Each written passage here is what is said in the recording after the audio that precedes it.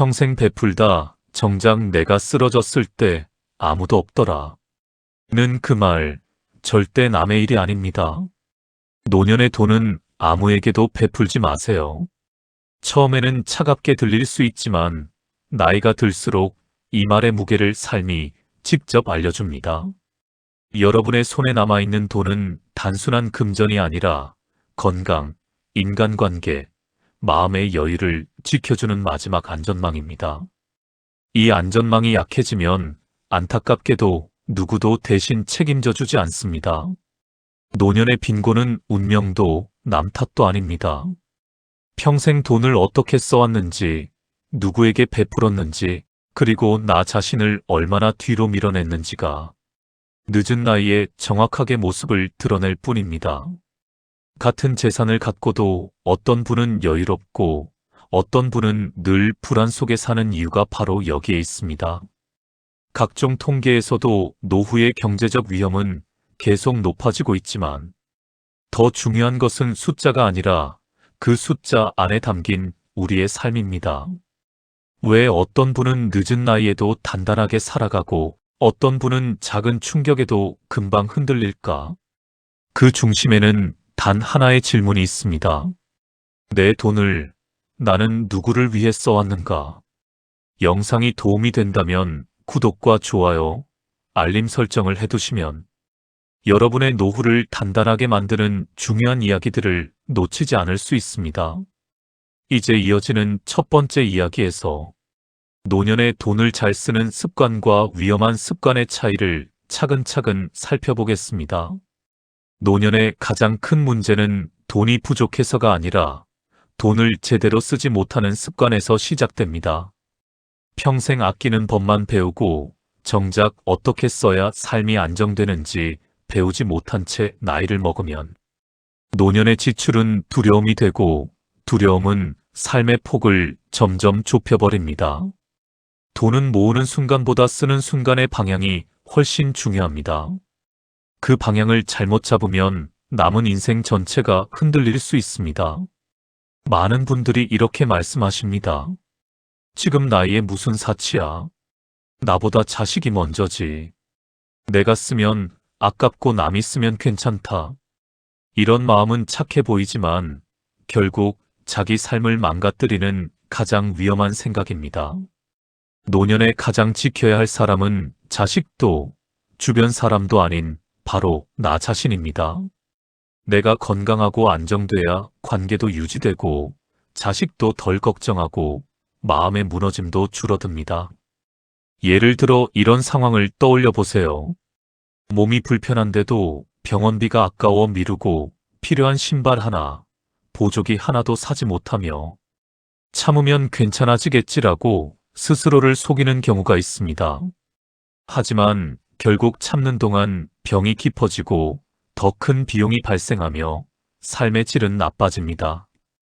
반대로 체면을 의식해 불필요한 자리에서 계산을 도맡고 모임에서 지출을 책임지며 마음속 깊은 곳에서는 부담과 불안이 쌓여갑니다. 이 둘은 다른 모습이지만 공통점은 하나입니다. 나를 위한 지출이 사라지고 남을 위한 지출만 남아있다는 것입니다. 여기서 한 가지 실제 이야기를 들려드리겠습니다. 70대 중반의 한 분은 평생 절약하며 살아왔습니다. 집안 살림을 꾸리고 자식들 교육시키며 자신을 위한 지출은 언제나 맨 나중이었습니다. 무릎이 아파 걷기 힘들어도 정형외과는 비싸다며 팥으로만 버텼고 시력이 떨어져 불편해도 안경 맞추는 것조차 미뤘습니다. 그러던 어느 날 길에서 넘어지면서 크게 다쳤습니다. 병원비는 생각했던 것보다 훨씬 많이 나왔고 회복 과정에서 필요한 물리치료와 재활용품까지 합치니 평소에 조금씩 관리했더라면 들지 않았을 큰 비용이 한꺼번에 발생했습니다. 결국 건강도 잃고 돈도 더 많이 썼지만 가장 큰 손실은 일상의 자유였습니다. 이분처럼 많은 분들이 작은 지출을 아끼다가 큰 손실을 맞이합니다. 반대로 건강을 위한 지출, 안전을 위한 지출, 편안함을 위한 지출을 제때 했던 분들은 오히려 더 적은 비용으로 더 나은 노년을 살아갑니다. 프랑스 철학자 몽테뉴는 이렇게 말했습니다. 건강은 인생의 전부는 아니지만 건강을 잃으면 모든 것을 잃는다. 노년의 건강을 지키는 일은 사치가 아니라 생존의 문제입니다. 이제 중요한 해결책은 이것입니다. 돈을 쓸 때마다 반드시 한 번만 물어보는 습관을 들이세요. 이 지출은 나를 지켜주는가, 나를 해치는가? 이 기준 하나로 대부분의 소비가 정리됩니다. 나를 지키는 지출은 건강 안전, 생활의 편안함, 배움, 고립되지 않게 하는 관계 유지입니다. 반대로 나를 해치는 지출은 체면, 비교, 의무감, 죄책감에서 나오는 소비입니다. 특히 노년의 이 기준은 절대적인 생존 기준이 됩니다. 구체적인 실천 방법을 알려드리겠습니다. 첫째, 매달 고정적으로 나를 위한 건강 예산을 따로 책정하세요. 병원비, 영양제, 편안한 신발, 건강검진 등이 여기에 포함됩니다. 이 예산만큼은 절대 다른 곳에 쓰지 마세요. 둘째, 작은 불편함을 절대 참지 마세요. 안경이 필요하면 즉시 맞추고 무릎이 아프면 바로 병원에 가세요. 작은 불편함은 시간이 지나면 큰 위험이 됩니다. 셋째, 베풀 때는 반드시 한계선을 정하세요. 내 생활비를 침범하지 않는 범위에서만 도와주고 그 이상은 단호하게 거절하는 용기가 필요합니다. 혹시 이런 반론이 들릴 수 있습니다. 그래도 사람 사는 게 베풀 줄도 알아야지. 물론 맞는 말입니다. 하지만 베풀문 여유가 있을 때 아름답습니다. 내가 무너진 상태에서의 베풀문 미덕이 아니라 희생이며 결국 나를 고립시키는 원인이 됩니다. 노년에 베풀고 싶다면 반드시 내 생활이 안전한 범위 안에서 무리가 없는 만큼만 하셔야 합니다.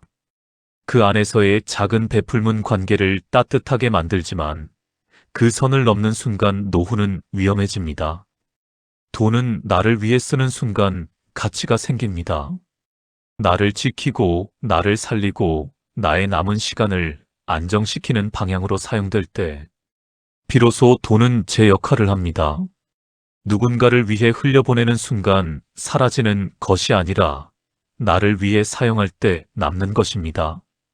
이제 다음 이야기에서는 돈이 부족할 때 인간관계와 감정이 어떻게 무너지는지 그리고 왜 돈을 지키는 것이 마음을 지키는 일인지 깊이 살펴보겠습니다. 노년이 되면 돈은 단순한 지갑 속의 숫자가 아니라 마음의 크기와 인간관계의 폭을 결정짓는 요소가 됩니다. 여유가 있을 때는 아무렇지 않던 약속 한 번, 식사 한 번도, 노년에는 지갑 사정이 먼저 떠올라 마음을 움츠러들게 만듭니다. 이 작은 움츠림이 반복되면서 사람을 피하게 되고 관계는 자연스럽게 끊기고 혼자 있는 시간이 당연한 일처럼 늘어갑니다. 돈이 부족하다는 사실은 단지 경제적 불편이 아니라 사람 사이의 거리를 넓히는 강력한 힘이 됩니다. 이런 상황에서 많은 분들이 스스로에게 이렇게 말합니다. 미안해서 못 나가겠어. 괜히 폐 끼칠 것 같아. 지출이 부담돼서 그냥 혼자 있는 게 편하다. 사람을 만나고 싶어도 마음 한켠에 자리 잡은 죄책감과 부담감이 몸을 붙잡아 버립니다. 결국 관계는 끊기고 외로움은 더 빠르게 깊어집니다.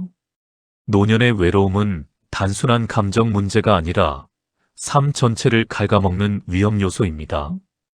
예를 들어 이런 장면을 떠올려 보세요. 오랜만에 친구가 전화를 걸어 식사하자고 초대하지만 지갑 사정이 떠올라 몸이 안 좋아서라며 슬쩍 거절하는 경우가 있습니다. 하지만 그 거절이 몇 번 반복되면 친구는 더 이상 연락을 하지 않게 됩니다. 실제로 멀어지려는 것이 아니라 돈이 부족해서 선택권이 없기 때문입니다. 이렇게 한번 틀어진 관계는 다시 이어붙이기 어려울 때가 많습니다. 시간이 지나면 사람도 변하고 내 마음의 문도 열기 어려워지기 때문입니다. 그런데 여기서 한 가지 중요한 진실을 말씀드려야 합니다. 고독과 외로움은 다릅니다. 독일 철학자 쇼펜하우어는 이렇게 말했습니다. 고독은 뛰어난 정신의 운명이다. 외로움은 타인에게 버림받았다는 느낌에서 오지만 고독은 스스로 선택한 평온함에서 옵니다. 노년에 필요한 것은 외로움이 아니라 고독입니다. 사람들과 어울리지 못해 괴로워하는 것이 아니라 혼자 있을 때도 평온할 수 있는 내면의 힘을 기르는 것입니다. 프랑스 철학자 파스칼은 이렇게 말했습니다. 인간의 모든 불행은 단 한 가지, 방 안에 조용히 혼자 앉아있지 못하는 데서 온다. 현대 사회는 끊임없이 사람들과 연결되어야 한다고 말하지만 진정한 평온은 혼자 있을 때도 무너지지 않는 마음에서 옵니다. 노년의 관계가 줄어드는 것을 두려워할 필요는 없습니다. 중요한 것은 관계의 개수가 아니라 질이며 진정으로 나를 이해하고 존중하는 한두 사람의 관계만으로도 삶은 충분히 따뜻할 수 있습니다. 여기서 중요한 해결책은 관계를 유지하는 최소한의 여유를 반드시 지키는 것입니다. 이는 사치를 하라는 뜻이 아니라 내가 사람답게 어울릴 수 있는 심리적이고 경제적인 공간을 조금이라도 남겨두라는 의미입니다. 식사값이 부담된다면 동네 공원 산책이나 커피 한 잔처럼 작은 만남도 충분합니다. 중요한 건 돈이 아니라 관계의 끈입니다. 이 끈이 유지될 때 노년의 마음은 외롭지 않고 생활의 리듬도 무너지지 않습니다. 구체적인 실천 방법을 알려드리겠습니다. 첫째, 매달 작은 만남 예산을 따로 챙기세요. 커피 두세 잔 값 정도면 충분합니다. 이 돈으로 한 달에 한두 번 가벼운 만남을 유지하세요. 둘째, 돈이 드는 모임보다는 산책이나 공원에서의 만남을 제한하세요. 자연 속에서의 대화는 오히려 마음을 더 편안하게 합니다. 셋째, 전화나 메시지로도 관계는 충분히 유지됩니다. 안부 한마디, 격려 한마디가 때로는 함께 식사하는 것보다 더 큰 힘이 됩니다. 법정 스님은 이렇게 말씀하셨습니다. 외로움을 견디지 못하는 사람은 고독도 즐기지 못한다. 노년의 고독은 피해야 할 적이 아니라 오히려 자유와 평온을 줄 수 있는 선물입니다. 혼자 있는 시간을 두려워하지 말고 그 시간 속에서 나 자신과 대화하고 생각을 정리하고 마음을 돌보세요. 명상, 글쓰기, 혼자 걷기, 책 읽기 같은 활동은 고독을 풍요롭게 만들고 내면의 힘을 키워줍니다. 혹시 이런 반론이 들릴 수 있습니다. 돈 없으면 그냥 조용히 살면 되지. 뭐가 문제야? 하지만 조용히 사는 것과 고립되는 것은 완전히 다른 문제입니다. 조용한 생활은 선택이지만 고립은 감정의 붕괴로 이어집니다. 사람과의 연결은 노년의 정신 건강을 지키는 가장 강력한 보호막이며 관계가 유지될 때 마음도 삶도 안정됩니다. 돈을 지킨다는 것은 이 보호막을 유지하는 데 필요한 최소한의 기초를 마련한다는 뜻입니다. 추가로 꼭 기억해야 할 점은 이것입니다. 돈이 부족하면 작은 문제도 크게 느껴지고 작은 실수도 자신을 탓하는 방향으로 이어집니다. 감정은 경제적 상황에 따라 흔들리고 판단도 흐려집니다. 하지만 조금이라도 여유가 생기면 마음의 숨통이 트이고 사람을 대할 때 자신감도 되살아납니다. 돈은 단순한 물질이 아니라 마음의 안전지대입니다. 지갑 속 여유가 마음의 여유가 되고 마음의 여유가 사람 사이의 관계를 지키는 힘이 됩니다. 노년에 돈을 지키는 것은 단지 생계를 위한 선택이 아니라 고립되지 않고 사람답게 살기 위한 필수 조건입니다. 이제 이어지는 다음 이야기에서는 노후 자금을 실제로 어떻게 마련하고 관리해야 하는지 현실적으로 적용 가능한 방법들을 하나씩 살펴보겠습니다. 노년의 삶을 안정시키는 가장 확실한 방법은 지금 가진 자원을 어떻게 재배치하느냐에 달려 있습니다. 많은 분들이 이 나이에 무슨 준비를 더해? 라고 말하지만 노후 자금은 일찍 시작했느냐가 아니라 지금부터라도 주도권을 되찾느냐에 따라 크게 달라집니다. 노후의 경제 문제는 운명이 아니라 구조입니다. 그리고 그 구조는 언제든지 다시 짤 수 있습니다. 가장 먼저 해야 할 일은 내 삶의 돈 흐름을 정확하게 들여다보는 것입니다. 버는 돈보다 새는 돈이 많은데도 그냥 사는 게 그렇지라고 넘기면 노년에는 감당하기 어려운 지출이 되돌아옵니다. 특히 보험료, 자동차 유지비, 사용하지 않는 구독료, 집안에 쌓여있는 불필요한 물건들은 생각보다 큰 비용을 매달 잡아먹고 있습니다. 이 지출들을 정리하는 것만으로도 삶은 가벼워지고 매달 남는 돈이 생기기 시작합니다. 노년의 금전 관리에서 지출 다이어트는 가장 강력한 안전장치입니다. 여기서 중요한 예시를 하나 들어보겠습니다. 어떤 분은 자동차를 유지하는 데 드는 비용이 너무 커서 버겁다고 고민했습니다. 보험료, 주차비, 수리비, 기름값까지 합치니 생활비의 상당 부분을 차가 가져가고 있었습니다. 차를 팔고 나니 걱정이 사라졌고 걸어다니며 건강도 좋아지고 매달 남는 돈이 생겨 마음이 가벼워졌다고 합니다. 이처럼 고정 지출을 줄이는 결정은 단순히 돈을 아끼는 것이 아니라 삶의 구조를 재정비하는 과정입니다. 또 다른 실제 사례를 들려드리겠습니다. 한 분은 집에서 거의 보지 않는 케이블 TV, 사용하지 않는 건강보조식품, 정기배송, 몇 년째 방치된 헬스장 회원권 등을 정리했습니다. 하나하나는 작은 금액이었지만 모두 합치니 한 달에 15만 원 이상이 절약됐습니다. 1년이면 180만 원, 10년이면 1,800만 원입니다. 이 돈으로 병원비를 걱정 없이 쓸 수 있고 친구들과 가벼운 모임도 가질 수 있게 됐습니다. 작은 지출 정리가 삶의 질을 크게 바꾼 것입니다. 구체적인 지출 정리 방법을 알려드리겠습니다. 첫째, 지난 3개월간의 통장 거래 내역을 꼼꼼히 살펴보세요. 매달 자동으로 빠져나가는 돈 중에서 실제로 사용하지 않는 것들을 찾아내세요. 둘째, 각 지출 항목마다 이것이 내 삶을 실제로 더 나아지게 하는가라고 물어보세요. 답이 애매하다면 과감히 끊으세요. 셋째, 보험은 특히 신중하게 검토하세요. 중복된 보장, 필요 없는 특약, 과도한 보험료는 노년의 큰 부담입니다. 전문가와 상담해서 꼭 필요한 보장만 남기고 정리하세요. 두 번째로 중요한 것은 현금 흐름을 만드는 것입니다. 연금을 오래 납부했다면 수령액을 최대한 활용하고 주택이 있다면 주택연금 같은 제도를 통해 고정적인 소득을 확보할 수 있습니다. 많은 분들이 이런 제도를 모르거나 애들한테 집 물려줘야지라고 생각해 사용하지 않는데 노년의 가장 위험한 선택이 바로 내 살보다 자식의 미래를 먼저 생각하는 것입니다. 내가 불안정하면 자식도 편안할 수 없습니다. 내 노후는 내가 지키는 것이 결국 자식에게도 부담을 줄이는 길입니다. 주택연금에 대해 조금 더 설명드리겠습니다. 주택연금은 집을 담보로 매달 연금을 받는 제도입니다. 평생 살던 집에 계속 살면서도 매달 안정적인 수입이 생깁니다. 예를 들어 시가 3억 원 정도의 주택을 가진 70세분이라면 매달 100만 원 이상의 연금을 평생 받을 수 있습니다.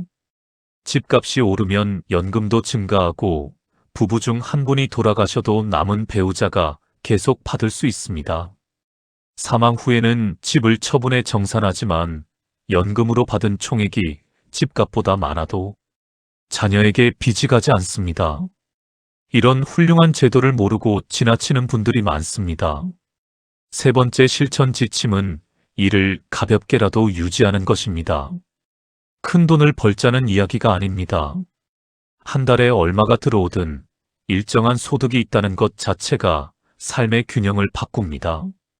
노인 일자리, 시간제 업무 경험을 살린 작은 활동. 조금만 움직이면 생각보다 다양한 기회가 있습니다. 일을 한다는 건 돈 이상의 가치가 있습니다. 규칙적인 생활, 사람과의 만남, 마음의 활력까지 함께 따라오기 때문입니다. 실제 사례를 하나 더 들어보겠습니다. 한 분은 평생 요리를 좋아하셨는데 노년에 동네 복지관에서 요리 보조 일을 시작했습니다. 한 달에 40만 원 정도의 작은 수입이었지만 그 돈으로 손주 용돈도 주고 친구들과 차 한잔할 여유도 생겼습니다. 무엇보다 매주 정해진 시간에 나가서 사람들을 만나고 자신이 잘하는 일로 다른 사람들에게 도움이 된다는 느낌이 삶에 큰 의미를 주었다고 합니다. 일은 단순히 돈을 버는 수단이 아니라 삶의 리듬과 자존감을 지켜주는 힘입니다. 여기서 이런 반론이 나올 수 있습니다. 지금 나이에 뭘 더 줄이고 뭘 더 벌어? 하지만 노후 자금의 핵심은 많이 버는 것이 아니라 흐름을 만드는 것입니다. 지출을 줄이고 고정 수입을 만들고 제도 등을 활용해 빈틈을 메우는 순간 작은 변화가 쌓여 큰 안정으로 이어집니다. 돈은 금액이 아니라 방향이 중요합니다. 흐름이 만들어지면 마음의 불안도 함께 사라집니다. 추가로 꼭 기억해야 할 점은 정부가 제공하는 각종 지원 제도를 반드시 확인하는 것입니다. 기초연금, 건강보험 혜택, 통신비와 교통비 감면, 긴급복지 같은 제도는 노년에 실제로 큰 도움이 되는 안전망입니다. 하지만 많은 분들이 귀찮다, 복잡하다, 나는 안 될 거야 라며 스스로 기회를 놓칩니다. 이런 제도는 내가 어려울 때 받으라고 있는 것이지 남에게 양보하라고 있는 것이 아닙니다. 기초연금만 해도 65세 이상이고 소득 하위 70%에 해당하면 매달 최대 30만 원 이상을 받을 수 있습니다. 1년이면 360만 원, 10년이면 3,600만 원입니다. 신청하지 않으면 한 푼도 못 받지만 신청만 하면 평생 받을 수 있는 돈입니다. 주민센터에 가서 상담만 받아도 받을 수 있는 혜택이 무엇인지 알 수 있습니다. 귀찮다고, 부끄럽다고 미루지 마시고 반드시 확인하세요. 노후 자금을 관리한다는 것은 부자가 되려는 것이 아니라 흔들리지 않을 최소한의 기반을 만드는 일입니다. 이 기반이 단단할수록 마음도 단단해지고 관계도 건강해지며 삶은 안정됩니다. 이제 다음 이야기에서는 왜 나이가 들수록 배움을 멈추면 노후가 빠르게 무너지는지, 그리고 어떤 작은 배움 하나가 삶을 지탱하는 힘이 되는지 깊게 살펴보겠습니다. 나이가 들수록 새로운 것을 배우는 일이 점점 귀찮아지고 두렵기까지 합니다. 많은 분들이 이렇게 말합니다.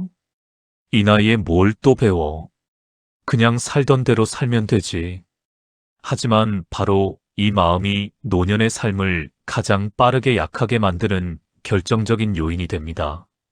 세상은 끊임없이 변하고 있고 그 변화는 우리의 삶에 직접적인 영향을 미치고 있습니다.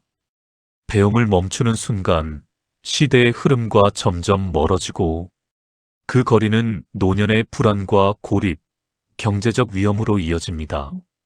특히 돈의 흐름, 정부 지원 제도, 의료와 건강 정보, 사람들의 소통 방식은 해마다 달라지고 있습니다. 이 변화 속에서 예전 방식만 고집하면 할 수 있는 선택이 점점 줄어들고 선택이 줄어드는 만큼 삶도 좁아집니다. 노년의 위험한 것은 모르는 것이 아니라 알려고 하지 않는 태도입니다. 예를 들어 볼까요? 어떤 분은 스마트폰을 어려워해 계속 피했습니다.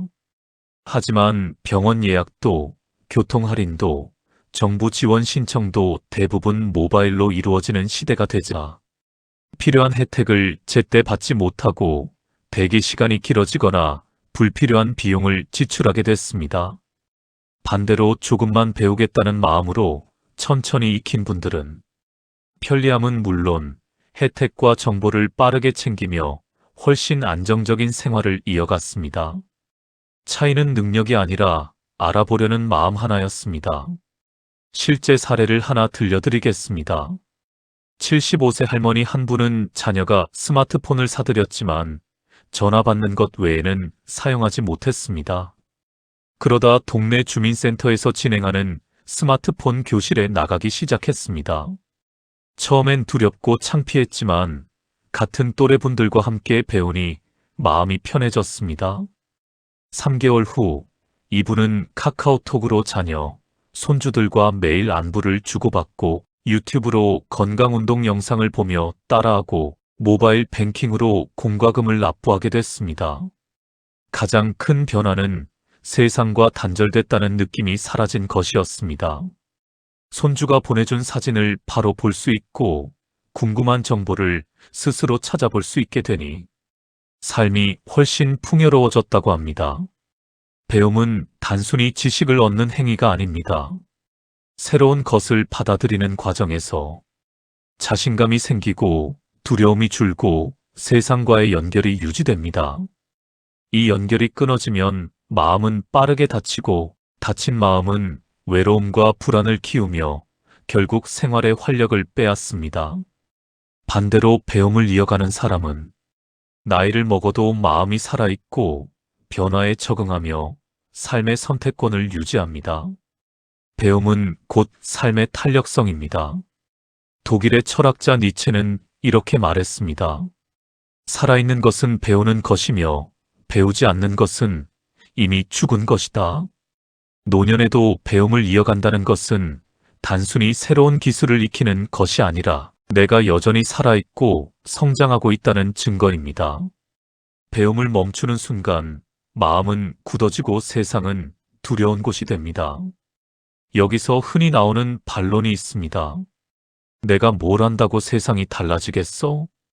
하지만 중요한 건 세상이 달라지는 것이 아니라 여러분의 경험하는 세상이 달라진다는 점입니다.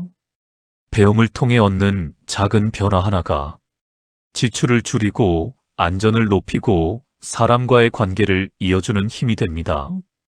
한 가지 새로운 정보를 알게 되는 것만으로 불필요한 비용을 줄이고 필요한 혜택을 받아 안정감을 되찾을 수 있습니다. 구체적인 배움의 방법을 알려드리겠습니다.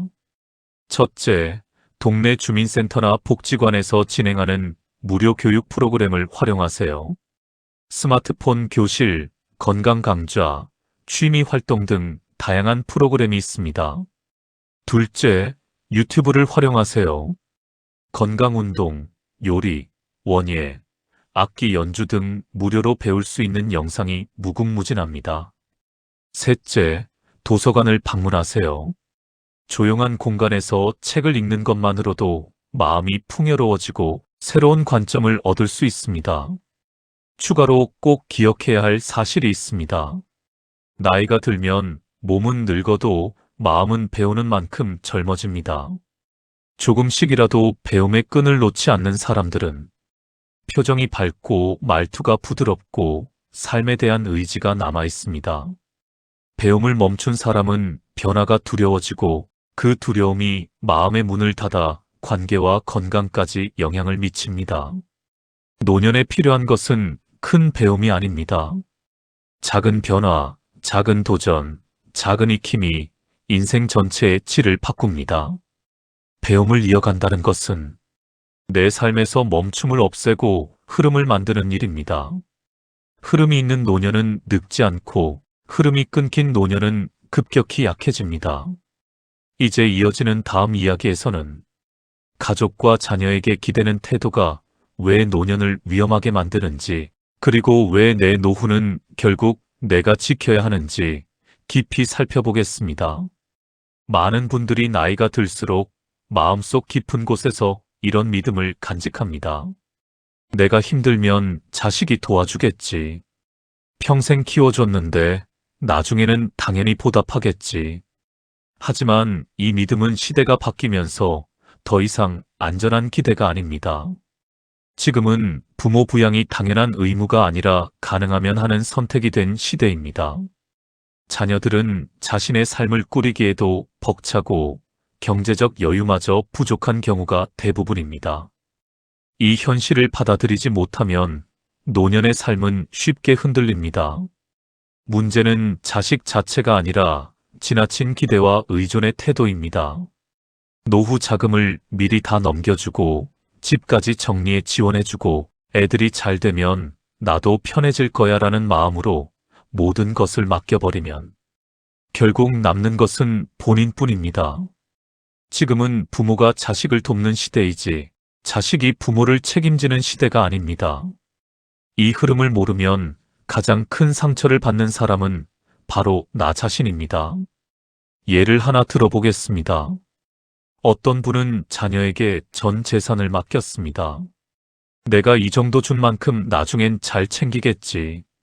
하지만 자녀도 경제적으로 힘들어 그 돈을 생활비로 써버렸고 결국 부모는 돌봄이 필요할 때 아무 도움도 받을 수 없었습니다.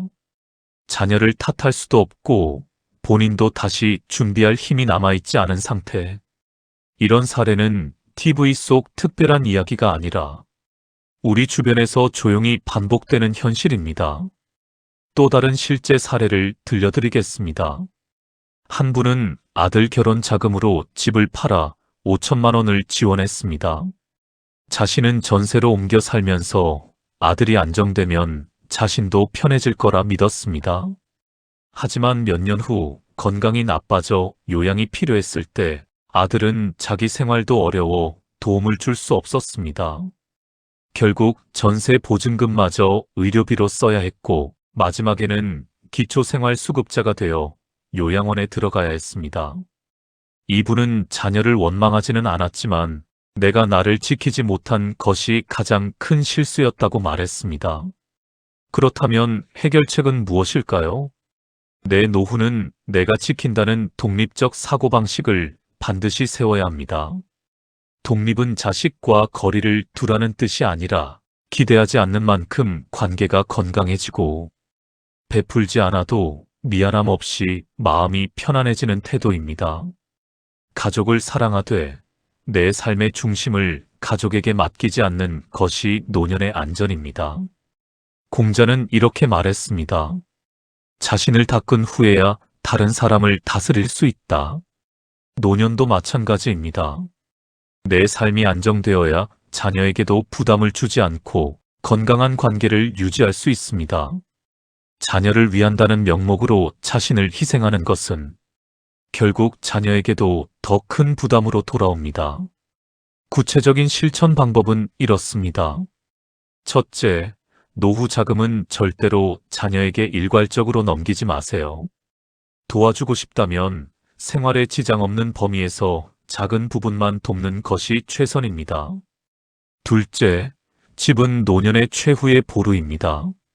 집을 정리해 자녀에게 주거나 모든 권리를 넘기는 것은 심리적으로도 경제적으로도 동시에 자신을 약하게 만드는 행동입니다. 셋째, 어떤 상황에서도 내 몫의 현금 흐름을 유지하세요. 자녀가 도와주면 감사한 일이지만 그 도움에 기대버리면 삶의 주도권이 사라집니다. 좀 더 구체적인 기준을 알려드리겠습니다. 자녀에게 재정적 지원을 할 때는 이 세 가지 질문을 반드시 하세요. 첫째, 이 돈을 주고 나서도 내 노후 자금은 안전한가? 둘째, 이 돈이 없어도 나는 10년, 20년을 버틸 수 있는가? 셋째, 이 돈을 돌려받지 못해도 마음이 편안한가? 이 세 가지 질문에 모두 예라고 답할 수 있을 때만 지원하세요. 하나라도 아니오라면 지원하지 마세요. 종종 이런 반론이 들릴 수도 있습니다. 그래도 자식인데 믿고 맡겨야지. 그러나 믿음과 의존은 다릅니다.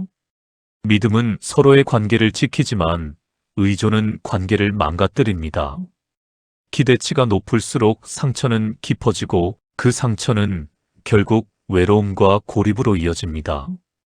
자녀에게 기대지 않고도 행복하게 살 수 있는 기반을 만드는 것이 진짜 의미의 가족 사랑입니다.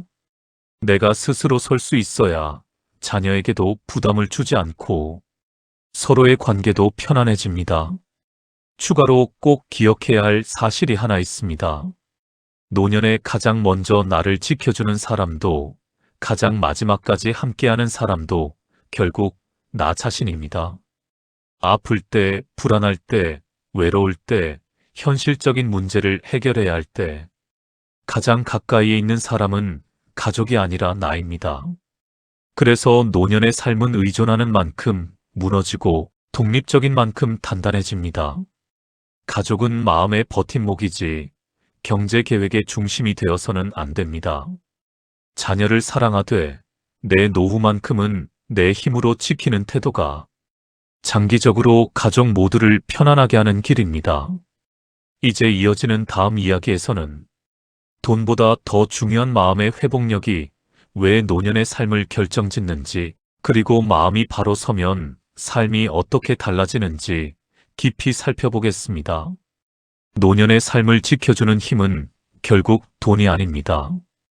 돈은 분명 필요하지만 그것을 어떻게 바라보고 어떤 마음으로 다루느냐에 따라 삶의 무게가 완전히 달라집니다. 마음이 꺾이면 가진 것이 있어도 불안해지고, 마음이 살아있으면 가진 것이 적어도 삶은 따뜻해집니다. 노년의 가장 큰 적은 가난 그 자체가 아니라 가난이 몰고 오는 두려움과 고립, 그리고 스스로를 작게 만드는 마음입니다. 지금까지 말씀드린 5가지 이야기는 결국 한 방향을 향하고 있습니다. 나를 지키는 습관, 나를 위한 지출, 나를 위한 준비, 나를 쓰러뜨리지 않는 배움, 그리고 나를 잃지 않는 독립성. 이 모든 것은 자기 삶의 중심을 다시 내 손에 놓는 과정입니다. 노년의 행복은 멀리 있는 것이 아니라 작은 선택 하나, 작은 태도 하나에서 조용히 시작됩니다. 마음을 회복시키는 일은 거창할 필요가 없습니다. 오늘을 견딜 힘이 생기고 내일을 살아볼 이유가 생기면 그것이 바로 회복입니다. 따뜻한 차 한 잔을 마시며 스스로를 어루만지는 시간, 햇빛 아래 잠깐 걷는 순간, 누군가의 한마디를 기꺼이 받아들이는 여유만으로도 마음은 놀라울 만큼 가벼워집니다.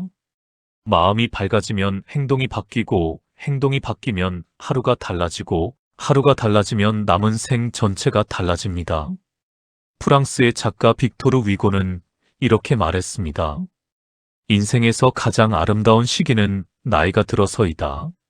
마음의 평화를 얻고 지혜를 얻고 진정으로 중요한 것이 무엇인지 알게 되기 때문이다. 노년은 상실의 시기가 아니라 진정한 자유를 얻는 시기입니다.